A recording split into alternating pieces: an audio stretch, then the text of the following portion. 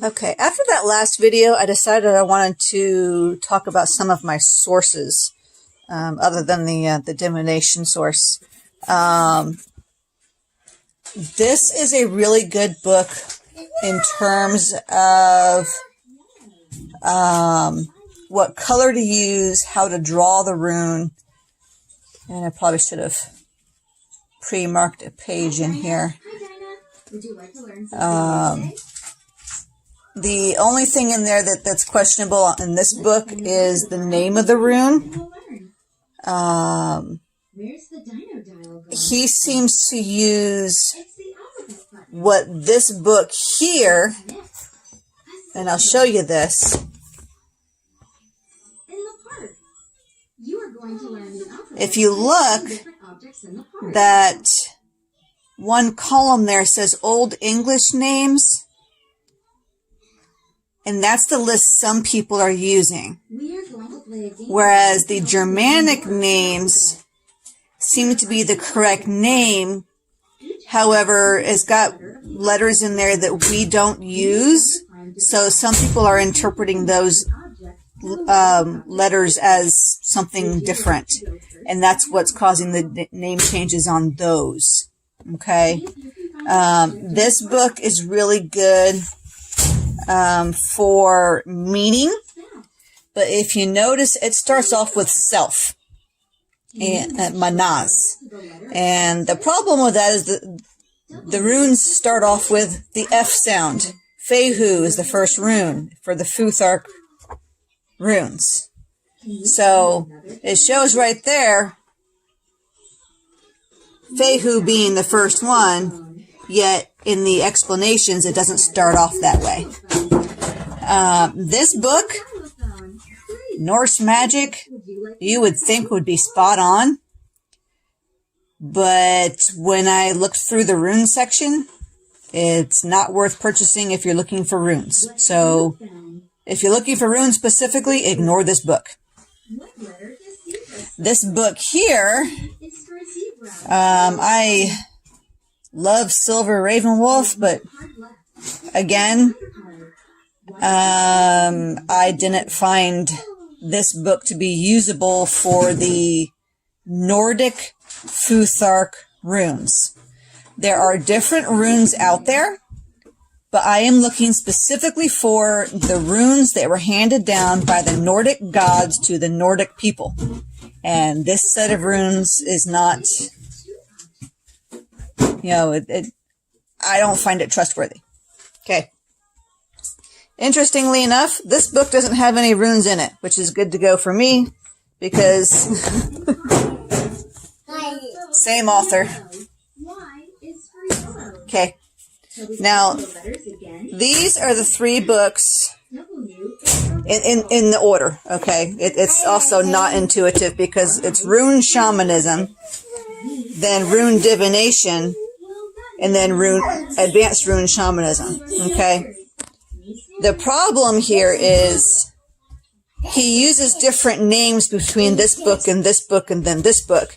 And when you look at this one here and you see that list in the back, it all makes sense as to why he keeps changing the name in terms of what it is. But if you know, the correct names are the ones I use in my video I just did. Okay. Now, on his cover, the things that are incorrect are this rune here and this rune here are in the wrong spot. They need to be traded places. Inside this book, he's got this rune and this word backwards in the text.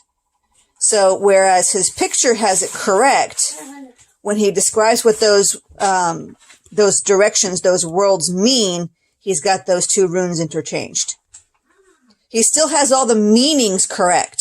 Okay, I'm not saying these books are not worth getting, because the meanings of the word and how runes and how to use them are accurate in these books.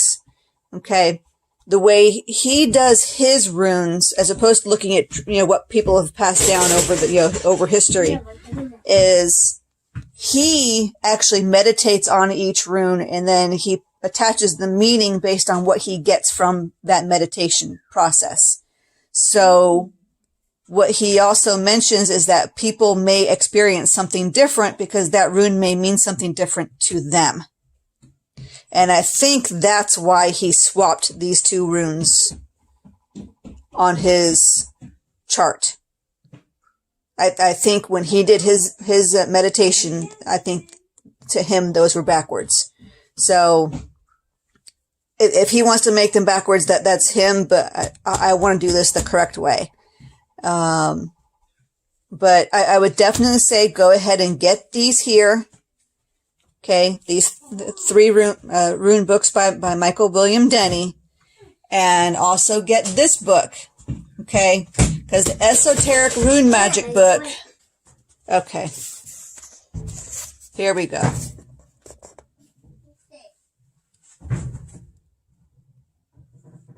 So on these, the name is incorrect. Okay, but where it's talking the phonetic value, that's correct. The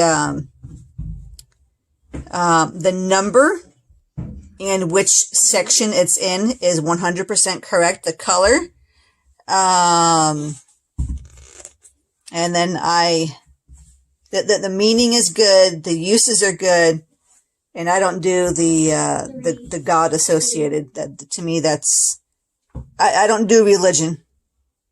But where it says individual strokes, and then some of these have directions on how to write it, and some are how to write it and color it at the same way, and then others have a different instructions for coloring. Now, in my book, where I write all this stuff down, I just have a little diagram of how to do it. And I'm trying to decide what the best way is for doing that on my cards, because I want to put that information on my cards as well. But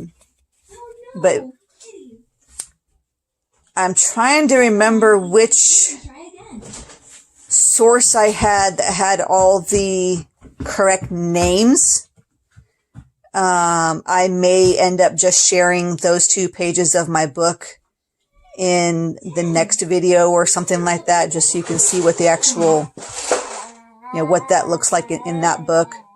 Because these, well, this one has it, but not using all English letters.